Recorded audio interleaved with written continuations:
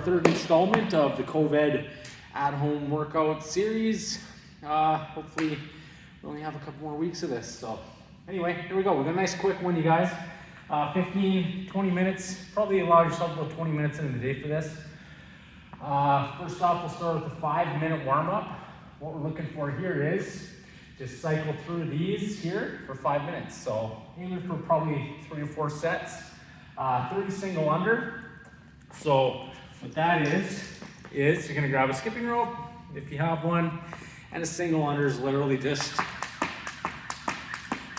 one time around the block, okay? So we got 30 single skips or jumping jacks. If you don't have a skipping rope, go ahead and do jumping jacks, okay? So 30 of those, 10 alternating lizard. These ones here, we're gonna plank out, and then just keeping a nice tight core, we're gonna pull a foot up beside your hand, your knee's gonna be on the outside of your body, and then you're gonna drop this inside elbow that's closest. And you're trying to sink your hips at the same time to get below the top of your knee. Just hang out there for a moment. And then switch. One side for me is way worse than the other. And you're just gonna alternate through like that. I would say hang out each one for 2 seconds, okay? We want it to be dynamic, not static, meaning you're flowing through the stretches. You're not hanging on to the stretches for too long here, okay? So you're gonna do 10 alternating lizard there, so 5 per side, and then 5 bootstrapper. These are interesting, okay? These ones here, we're looking to keep our chest as tall as possible. At the start, we want to keep our legs straight and get a nice lower back and hamstring stretch. So I'm gonna reach for my toes. Keeping my legs straight, reaching for those toes. I got some decent hamstring mobility so I can really get underneath my toes, okay? Now, what we want is to hook our fingers underneath the fronts of our toes here, and we're gonna drop our hips as we keep our chest up. We're gonna try to sink into a squat here. Keep our heels on the ground. We're gonna try to stay as tall as possible in the chest, and we're literally pulling our hips down by pulling against our toes. From here, we're gonna just pop those hips back up again, and you can kind of hang out in that nice hamstring position for a little bit, hamstring stretch position, and then pull those hips down. Back up, hips down, back up. And what you're gonna find is as you move through these, you're able to drop your hips down a little bit deeper every time. And eventually, you're able to sit a little bit taller on the bottom of that squat, okay? If you really have those tight hips like I do, see if you can pull yourself down there and hang out down there for a little bit longer. And maybe even just do a little bit more so you get nice and warm there, all right? So, again, just from the side, I'll show you.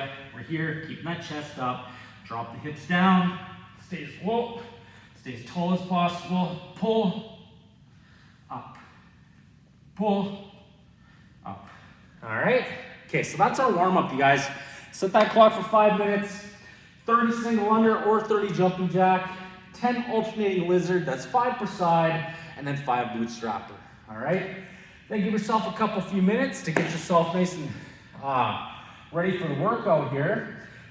Legs, you guys, I know, if you've been doing this with us, yeah, we did some squats on Monday. We did some lunges yesterday. Today we're doing some more squats. Our philosophy is we want to be ready for anything life has to offer.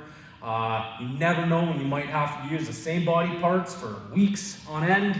At work, if you have a physical job, odds are you're doing something similar every day that has the same tax on your body every day. So it's all about just changing up that intensity level, switching things up a little bit as you need to move around muscle groups and whatnot. But don't be scared to squat more than once a week, okay? We use those legs every day, so why not squat or lunge or use them in a workout every day too, all right? So the workout, guys, AMRAP, that means as many reps as possible, all right? Or as many rounds and reps as possible for 10 minutes. It means we're gonna cycle through this here for 10 minutes to try to get as many rounds as we can, all right? Now this one's gonna be a doozy on those legs, you guys.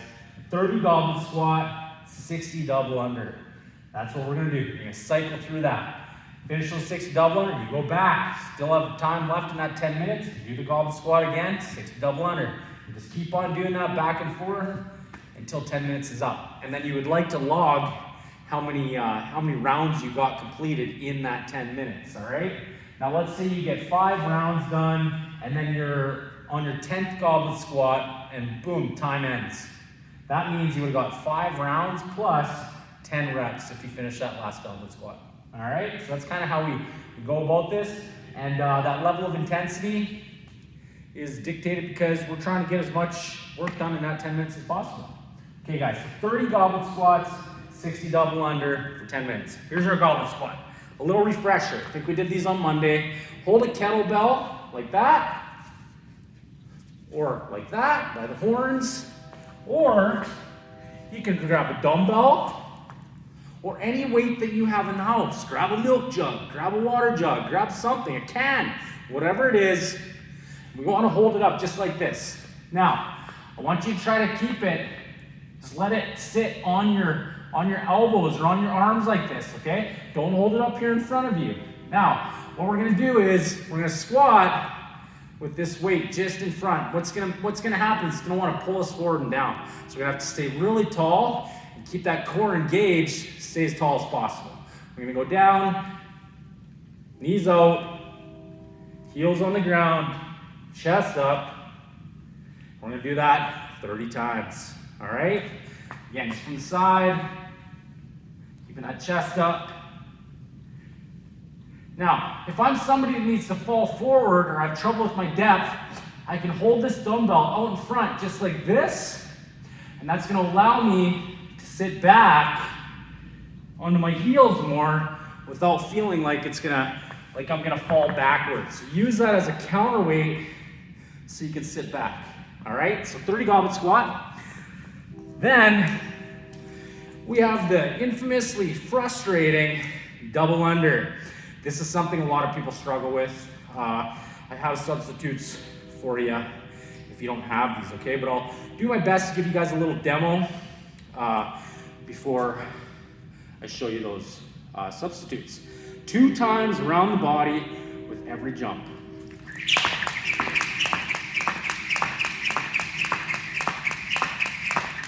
The key here is keep those elbows tucked in fairly tight and your hands down.